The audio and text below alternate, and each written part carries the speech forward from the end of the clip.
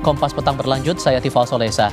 Juru bicara Presiden terpilih Prabowo Subianto Dhanil Anzar Simanjuntak membenarkan kedatangan sejumlah tokoh yang disebut-sebut bakal menjadi menteri ke kediaman Prabowo di Hambalang, Bogor, Jawa Barat. Dhanil membenarkan asisten khusus Menteri Pertahanan Syafri Syamsuddin dan Ketua Komisi 1 DPR Mutia Hafid datang ke kediaman Prabowo di Hambalang pada Jumat siang. Dhanil menyebut keduanya datang untuk berdiskusi dengan Prabowo sebagai mitra kerja. Soal Syafri dan Mutia yang disebut-sebut akan ditunjuk sebagai Menteri Pertahanan dan Menkominfo, Dhanil mengatakan kabinet masih disusun dan belum final. Beliau kan memang terkait dengan Pak Prabowo, Pak Syafri adalah asisten khusus Pak Prabowo dan selama ini membantu Pak Prabowo di Kementerian Pertahanan. Mbak Mutia kan juga Ketua Komisi 1 adalah mitra kerja Pak Prabowo. Jadi beliau ya sering berdiskusi dengan Pak Prabowo. Yang Mutia jadi Kominfo, Pak Syafri akan jadi Menhan di periodenya Pak Prabowo nanti.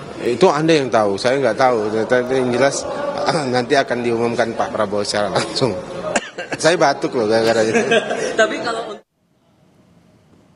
Dhanil turut merespons rumor Kepala Badan Intelijen Negara Budi Gunawan dan Menpan RB Abdullah Azwar Anas yang bakal masuk kabinet Prabowo.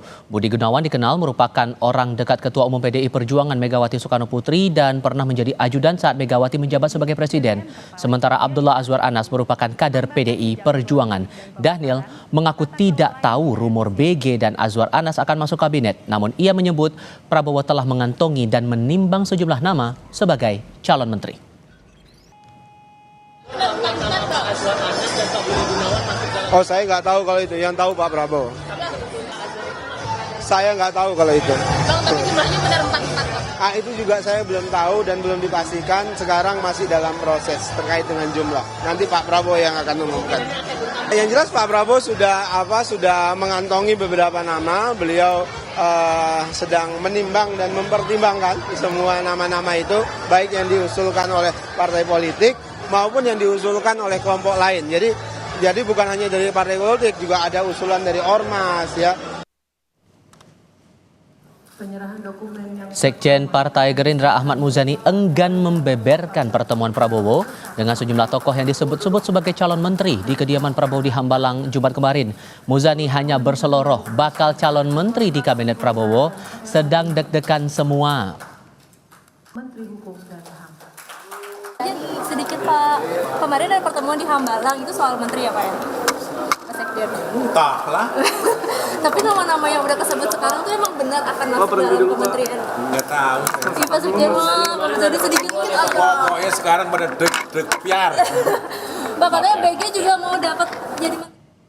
Di lain pihak, Wakil Ketua DPR sekaligus politisi Partai Golkar Ludwig Paulus menilai pemanggilan calon menteri oleh Presiden terpilih Prabowo Subianto hal yang baik. Menurutnya, dengan memanggil calon menteri artinya Prabowo meminta masukan untuk mencapai target kabinet pemerintahannya.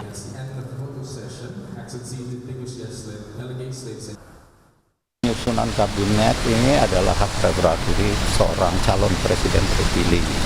Nah, kalau ternyata Pak Prabowo memanggil, bagus dong. Bagus kan? Artinya beliau juga minta masukan bahwa beliau sebagai presiden yang punya mandat, yang punya hak prerogatif, tidak semata-mata dia bilang ini maunya saya, tapi dia mengundang orang lain, mengundang berikan masukan nih dengan bidang-bidang pekerjaan ini baiknya gimana. Karena kembali lagi ada target yang akan dicapai. Ketua DPP PDI Perjuangan Puan Maharani merespons rumor Kepala Badan Intelijen Negara Budi Gunawan akan masuk kabinet Prabowo Gibran. Soal nama Kepala BIN Budi Gunawan yang dikenal orang dekat Megawati dan kader PDIP lain yang diisukan akan masuk kabinet, Puan minta ditunggu saja apakah PDIP akan menempatkan kadernya di kabinet Prabowo atau tidak. Belum bicara terkait dengan masalah kabinet karena kami masih fokus dengan pelantikan tanggal 1 Oktober, pelantikan anggota DPR tanggal 1 Oktober. Untuk pertemuan dengan Pak Prabowo seperti yang sudah disampaikan tetap dalam komunikasi yang intensif, dan apakah akan menempatkan salah satu kader atau tidak kita tunggu saja.